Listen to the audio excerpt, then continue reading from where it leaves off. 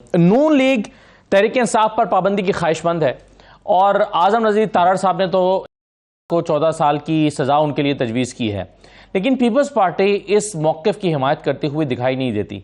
और peoples party ऐसा लगता है कि वो समझती है कि सियासी जमातों पर पाबंदी भी नहीं लगनी चाहिए और सज़ाएँ तजवीज़ करना हुकूमत का काम नहीं है। सज़ा तजवीज़ करना या सज़ा का तयन करना ये अदालतों का काम है और अदालतों पर ही छोड़ देना चाहिए। तो इस मामले पर पीपल्स पार्टी और नून लीग पर में की राय में इख्तलाफ दिखाई देता है कि एक जमात पर पाबंदी लगा देनी चाहिए, क्योंकि नून लीग समझती है ये एक दहशतगर्द जमात है और ये सियासी जमात नहीं रही। पीपल्स पार्टी ऐसा नहीं समझती और वो समझती है कि किसी एक इंडिविजुअल ने अगर ऐसा एक्ट किया है तो उस इंडिविजुअल के खिलाफ कार्रवाई होनी चाहिए, ना कि पूरी की पूरी जमात को बैन कर देना चाहिए।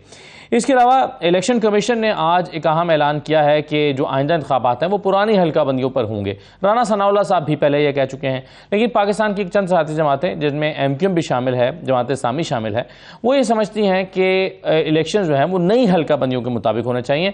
पुरानी हल्का बंदियों और पुरानी मरदमशुमारी पर MQM का जो एतराज़ है ये देरीना है और ये काफ़ी पुराना एतराज़ रहा है। इस पर जो है वो अभी तक कोई फ़ैसला हुकूमत या इलेक्शन कमीशन उनकी मंशा के मुताबिक नहीं कर सका और फ़ैसला ये किया है कि इलेक्शन नई हल्का बंदियों के मुताबिक नहीं हो सकते, पुरानी हल्का बंदियों के मुताबिक जाना पड़ेगा। तो मामला किधर जा रहे हैं और ये जो एक साइफ़र का मामला है इसके नतीजे में क्या वाकई 14 साल की सज़ा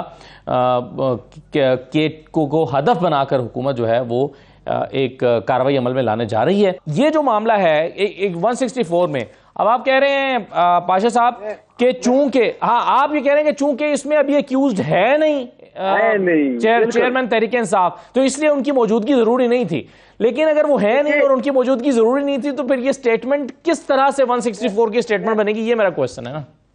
मैं आपको बताता हूँ, ये जो FIR इनके भतीजे ने इनकी गुमशुदगी के हवाले से दर्ज की थी, उसमें ये इनकी स्टेटमेंट आई है कि मुझे किसी ने अगवा नहीं किया। नंबर 1, इट मीन्स के ही negated the contents of FIR।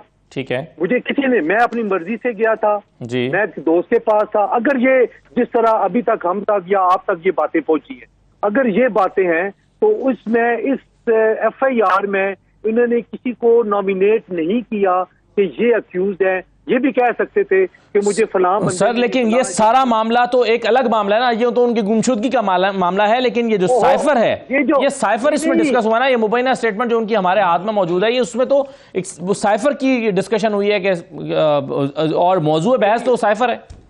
मेरी गुजारिश सुने जी कि 164 की स्टेटमेंट जब रिकॉर्ड हुई है जी, तो उसके लिए 2 जी है। एक ये कि अगर FIR दर्ज हुई हो तो फिर उसमें होती है, और दूसरा अगर FIR ना भी दर्ज हुई हो तो कोई कराना चाहे तो हो सकती है। अब आप देखें कि अगर FIR दर्ज नहीं है, किसी के खिलाफ भी FIR दर्ज नहीं है, तो फिर वो किस अक्यूज के खिलाफ वो देंगे? कोई अक्यूज नहीं है ना। देखिए, इस वक्त तक FIR दर्ज नहीं है।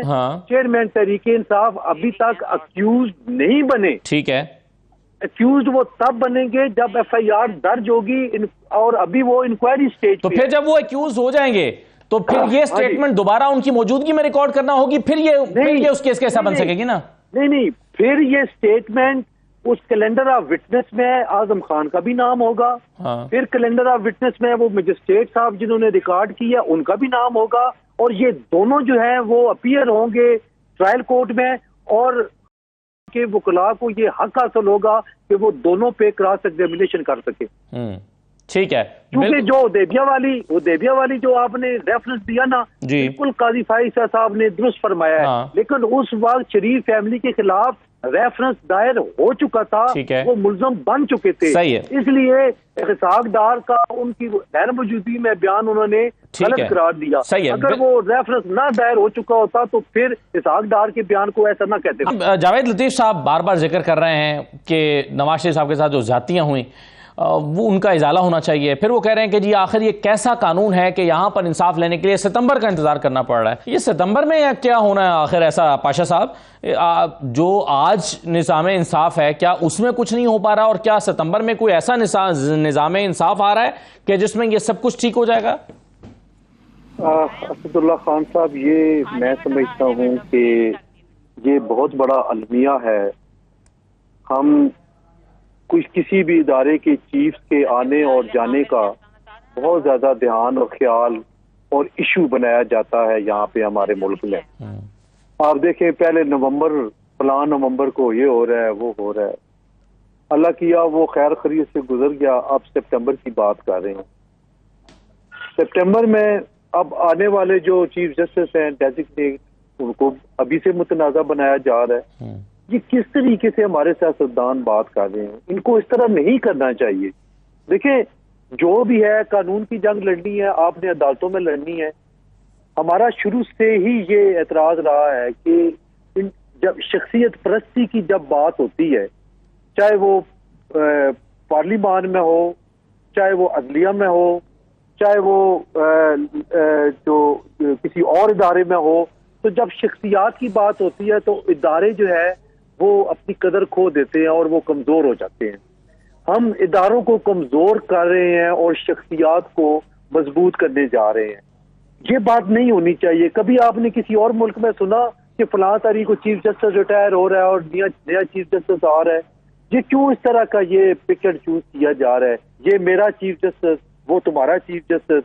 एक फरीक कहता है कि जो कुछ करना है अभी 16 सितंबर से पहले करना है, हमें इंसाफ यहीं से मिलेगा, और दूसरा फरीक कहता है कि नहीं, हमें 17 सितंबर के बाद इंसाफ मिलेगा। मैं समझता हूं कि ये इदारों को मलाइन करने वाली जो बात है, इसका कम अज कम कोई हद होनी चाहिए और इसका खात्मा जरूर होना चाहिए। इसके लिए भी हमें सोचना पड़ेगा और शायद इसके लिए भी कॉल में कॉन्फ्रेंस करनी पड़ेगी। हसन रजा पाशा साहब, अभी अदलिया के 138वें नंबर पर होने की बात हो रही थी और उसकी वजूहात की भी, लेकिन अभी भी देखें एक केस चल रहा है। मसलन उसमें वकील कहता है कि जी जज साहब, आपकी फेसबुक पेज पर पोस्टर लगी हैं और आप अपने उस एक ऐसे शख्स के बारे में जिसका केस आप सुन रहे हैं, उसकी मुखालफत में आपके पेज से पोस्टर लग रही हैं। वो कहते हैं कि जी मेरा ये पेज तो है मगर पोस्टर मैंने नहीं की, जाओ जाके पहले इंक्वायरी कराओ, केस तो मैं ही सुनूंगा। आपके ख्याल में ये केस जो है वो जो एक मुतासरा फरीक है उसकी या मुल्जिम है उसकी बात जज साहब को मान लेनी चाहिए कि, और ऐसे केसेस में होता क्या है, प्रेसिडेंट क्या है? असदुल्ला खान साहब, आपको याद होगा कि हमने भी और पीछे कोई पीटीएम के नून लीग वालों ने भी, वकील ने या अटॉर्नी जनरल पाकिस्तान ने, सुप्रीम कोर्ट ऑफ पाकिस्तान में कुछ जज साहबान पे ऑब्जेक्शन किया कि ये इस बेंच में ना बैठे, ठीक है। और हम ये कहते थे कि जब एक फरीक अदम एतमाद का इजहार कर रहा है तो जज साहब को वॉलंटरीली रिक्यूज कर देना चाहिए, लेकिन नहीं किया गया।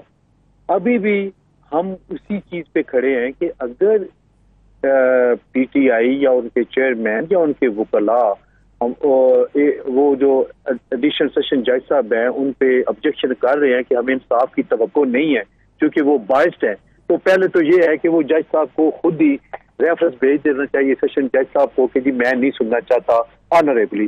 तो इसमें कोई ऐसी बात नहीं है। और 20-25 एडिशनल सेशन जज साहबान हैं इस्लामाबाद में, वो ट्रायल कर सकते हैं और सारे इक्वली कैपेबल हैं। तो आपकी बात का तो ये जवाब आ गया कि हम अभी भी उसी मौके पे खड़े हैं जब जो हम सुप्रीम कोर्ट में हमारा मौकफ था कि अगर एक फरीक ऑब्जेक्शन कर रही है तो जज साहब को रिक्यूज कर देना चाहिए। बिल्कुल सही है। लाहौर हाईकोर्ट में हमने देखा कि जमशेद चीमा साहब का जब केस था उनके इलेक्शन लड़ने का, तो शाइस्ता परवेज मलिक साहबा ने लड़ना था उनके मुकाबले में, तो उस वक्त 3 दफ़ा बेंच टूटा था और जज साहब ये कहते थे कि जी मलिक फैमिली के साथ मेरे ताल्लुकात रहे हैं, मैं उनके परवेज मलिक के साथ मेरा ताल्लुक रहा है, तो मैं ये केस नहीं सुनता। फिर वो फाइनली जवादुल हसन साहब है, उन्होंने केस सुना था।